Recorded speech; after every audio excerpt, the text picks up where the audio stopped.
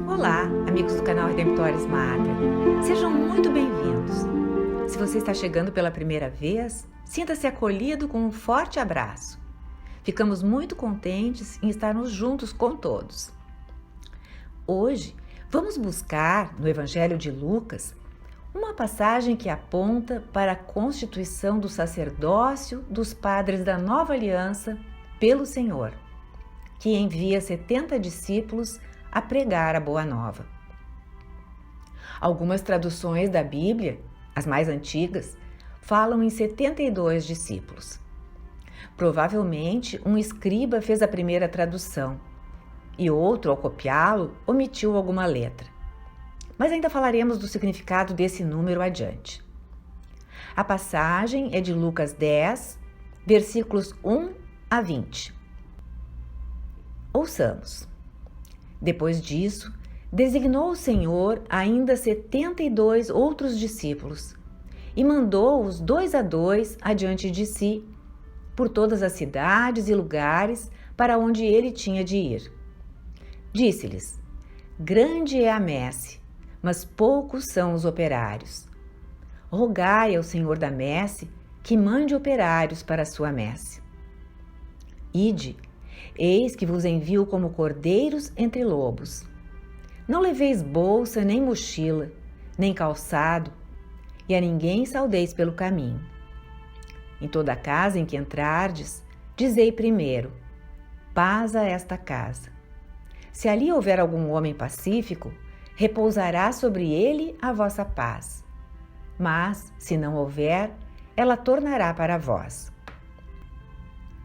Permanecei na mesma casa, comei e bebei do que eles tiverem, pois o operário é digno do seu salário. Em qualquer cidade em que entrardes e vos receberem, comei o que se vos servir. Curai os enfermos que nela houver e dizei-lhes: o reino de Deus está próximo. Mas se entrardes em alguma cidade e não vos receberem, saindo pelas suas praças, dizei: até o pó que se nos pegou da vossa cidade, sacudimos contra vós. Sabei, contudo, que o reino de Deus está próximo. Digo-vos, naqueles dias haverá um tratamento menos rigoroso para Sodoma. Ai de ti, Corozaim! Ai de ti, Betsaida!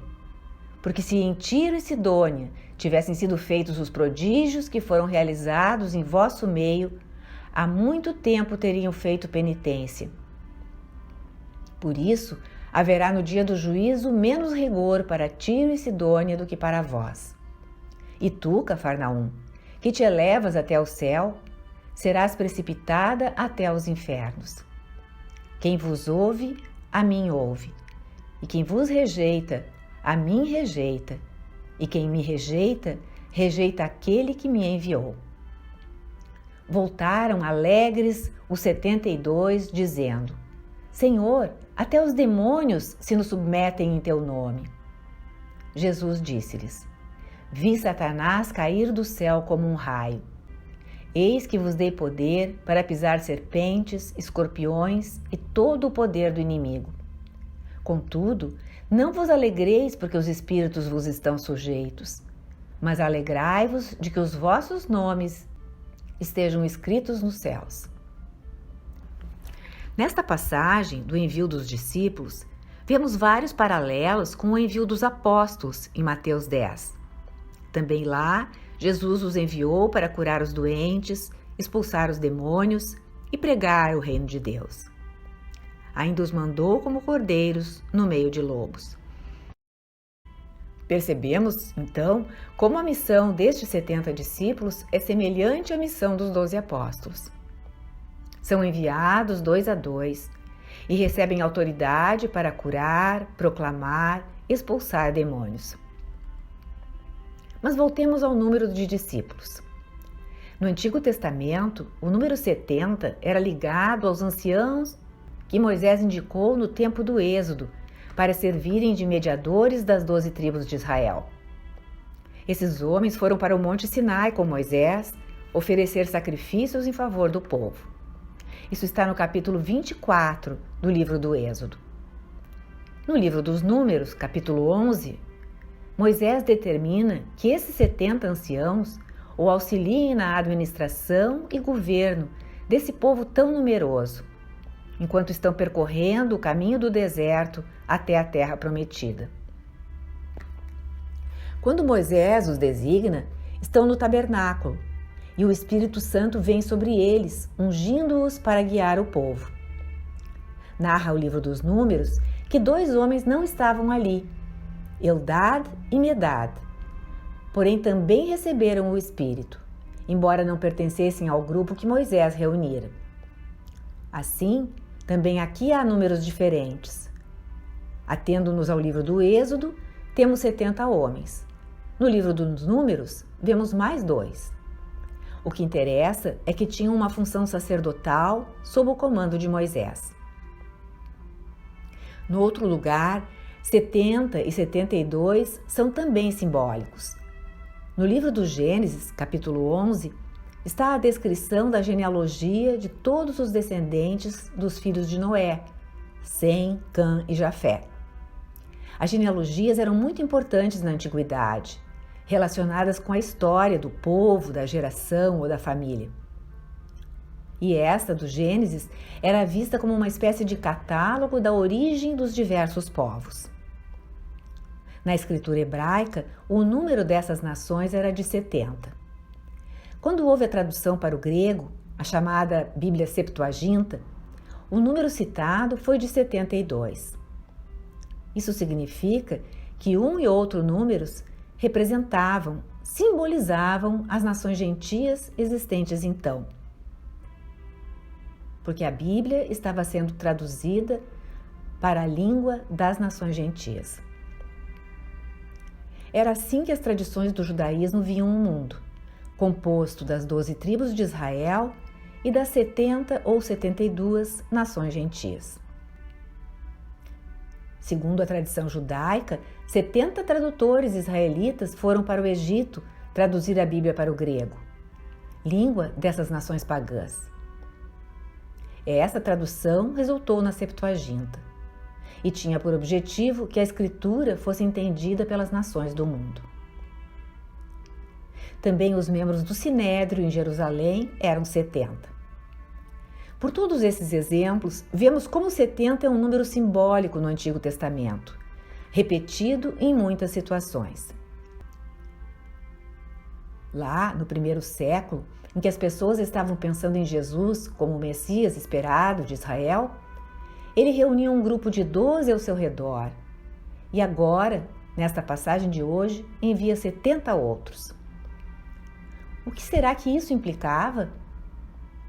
Não somente que Jesus era o novo Moisés, anunciado ao profeta no Deuteronômio 18. Não somente que estão diante de um novo êxodo para a nova terra prometida, da escravidão do pecado e do erro para a libertação. Está implícito que Jesus, em sua autoridade, institui uma hierarquia que não se destina apenas a anunciar a boa nova às 12 tribos de Israel, mas a levá-la a todas as nações. Certamente, os 70 membros do Sinédrio compreenderam isso. Compreenderam que, como cabeça desses 70, havia um, o sumo sacerdote. Jesus não é membro nem dos 12 nem dos 70, está acima deles. É o novo sumo sacerdote. Paulo nos fala que Jesus é a cabeça da igreja, que é seu corpo, o corpo místico do qual todos somos membros. Em resumo, o que temos então? No Antigo Testamento, a hierarquia tinha Moisés no mais alto posto. Próximo dele estavam Arão, seu irmão e sumo sacerdote, Nadab e Abiú, que subiram com ele até o Monte Sinai, e mais as 12 tribos e os 70 ou 72 anciãos. 3, 12, 70. Vem Jesus, e o que ele faz? Ele está acima de todos. Pedro está acima dos outros, mas é membro desse grupo. Pedro, Tiago e João, assim como Arão, Nadab e Abiú, são aqueles apóstolos mais próximos de Jesus. Ele sempre os levava em missões especiais. Com ele, subiram o Monte Tabor e viram a transfiguração do Senhor. Com ele estavam na agonia no Monte das Oliveiras e tinham visto a ressurreição da filha de Jairo. Já 12 era o número total de apóstolos. E agora Jesus envia esses 70 ou 72. Estava fazendo eco do Antigo Testamento e instituindo essa hierarquia nova. Por isso, conhecendo o Antigo Testamento, os judeus da época entendiam que esse mestre que andava pelo país estava constituindo um novo sacerdócio. Ele mesmo não seria apenas um rei, mas também o sumo sacerdote. E esse novo sacerdócio já não está centrado no Templo de Jerusalém, mas sobre o próprio Jesus. E não para sair pelo mundo de qualquer maneira, sem qualquer organização. Esse sacerdócio não repousava mais sobre os filhos de Arão, a tribo sacerdotal de Israel, mas sobre os discípulos que Jesus mesmo escolheu e enviou. Já bem no início, a passagem de Lucas 10 diz isso. Depois do momento anterior narrado no Evangelho, Jesus vem e designa outros 70 homens. Eles não eram simples voluntários que se apresentaram, mas foram escolhidos, nomeados e constituídos por Jesus para uma missão específica. Jesus determinou a forma pela qual iriam cumprir o seu objetivo, 2 a 2.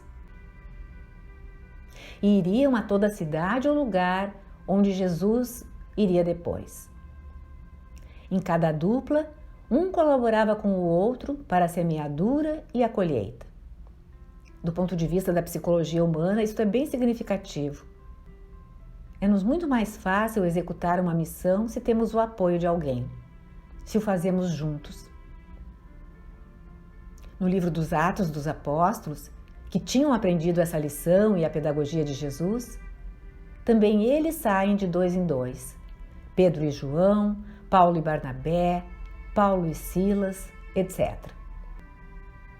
E até mesmo homens e mulheres, casais, como Priscila e Áquila. No matrimônio, também somos chamados a evangelizar. Então, quando Jesus prossegue em nossa passagem, dizendo que a messe é grande, mas os operários são poucos, ele falava daqueles que ele tinha escolhido, designado e enviado. Pessoas de todos os tipos acreditaram em Jesus e o seguiam. Mas esses discípulos foram separados, consagrados para a missão, para sair e espalhar a boa nova. E Jesus os enviou com poder, com autoridade, que ele mesmo lhes deu, para expulsar demônios e pregar o reino de Deus. A mesma autoridade que também deu aos apóstolos. Uma autoridade tão real que ele os orienta. Em Lucas 10, versículo 16, se alguma cidade os rejeitar, será julgada por isso. Nesse contexto, Jesus fala: quem vos ouve, a mim ouve. Quem vos rejeita, a mim rejeita. E quem me rejeita, rejeita o Pai que me enviou. Esse é um dos fundamentos da autoridade apostólica no Novo Testamento. Quando Jesus consagra alguém para proclamar o Evangelho, ouvir o enviado é ouvir a ele mesmo. E rejeitar o enviado não é só rejeitar Jesus, mas o Pai. Em última análise, rejeitar o reino dos céus. A autoridade do Papa, dos bispos e dos sacerdotes, portanto, vem diretamente de Jesus Cristo. Por isso, os cismas, as separações, sempre foram vistos como um ato muito grave, um pecado muito sério. Jesus não quis que houvesse essas separações. Aliás, na última ceia, rezou ao Pai: Pai, que eles sejam um como eu e tu somos um.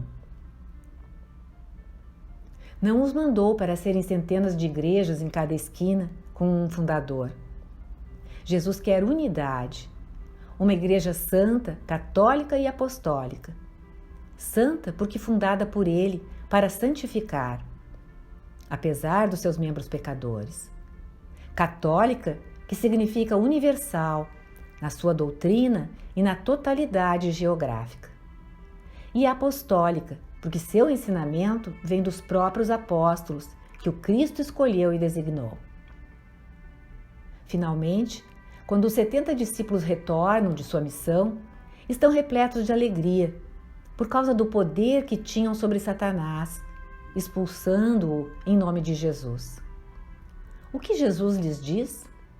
Eu vi Satanás caindo como um raio do céu. Como interpretar isso?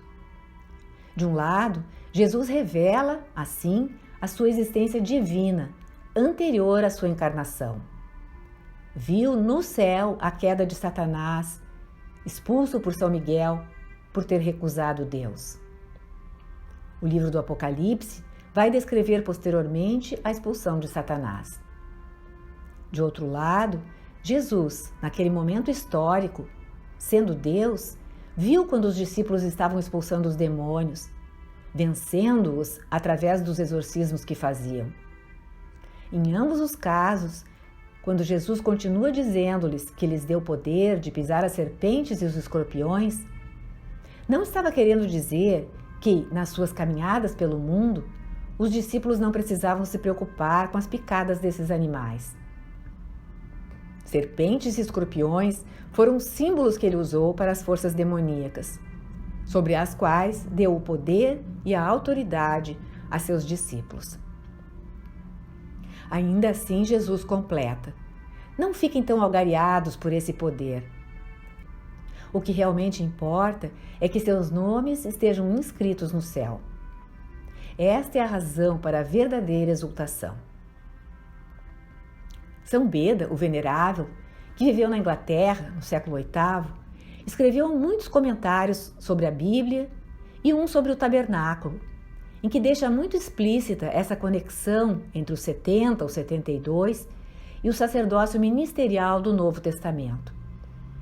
Faz o paralelo entre os 12 apóstolos como início do episcopado e os 72 discípulos como sacerdotes, chamados então de presbíteros. Não apenas os apóstolos ordenados na última ceia eram sacerdotes. Sim, foram os primeiros bispos, e igualmente são bispos os sucessores deles. Mas Jesus também designou um segundo nível hierárquico nesses 72 discípulos. Já no século VIII, isso era conhecido, reconhecido e praticado, como vindo da igreja primitiva. Talvez essa afirmação nos pareça um pouco estranha, porque esse fato não é normalmente lembrado com esse enfoque. Contudo, tanto é fé da igreja que no rito da ordenação sacerdotal, o bispo reza: no deserto, vós estendestes o espírito de Moisés a 70 homens sábios que o ajudaram a governar o povo tão grande. Repartiste entre os filhos de Arão a plenitude do poder de seu pai, para providenciar sacerdotes dignos em número suficiente, de acordo com o desenvolvimento dos ritos de sacrifício e adoração. Com o mesmo cuidado amoroso, destes companheiros aos vossos filhos, os apóstolos, que os ajudassem a ensinar a fé. Eles pregaram o Evangelho a todo o mundo. Senhor, dai-nos também a nós, trabalhadores para a vossa messe, porque somos fracos e é muito grande a nossa necessidade. O bispo fala em nome do apóstolo do qual é sucessor e diz que, como Jesus deu a eles 70 discípulos para assisti-los na proclamação do Evangelho, dê a esse bispo agora, para ajudá-lo na sua missão de levar o Evangelho a todo mundo, presbíteros, tal como esse que ele está ordenando. Essa passagem de Lucas 10, portanto, é fundamental para compreender que foi o próprio Cristo que estabeleceu a hierarquia que temos na Igreja. A hierarquia nova, da nova aliança, não é uma invenção da Igreja. Alegremos, porque sempre mais podemos ir compreendendo a nossa fé. O Senhor esteja convosco, Ele está no meio de nós. Desça sobre você, sobre sua vida, sua família, dando muitas alegrias vindas do céu, que se manifestem também na sua vida, na vida terrena. Em nome do Pai, do Filho e do Espírito Santo. Amém. Obrigada por ter acompanhado esta postagem. Se você gostou, clique seu like, inscreva-se no canal e acione o sininho para ser notificado de outras publicações.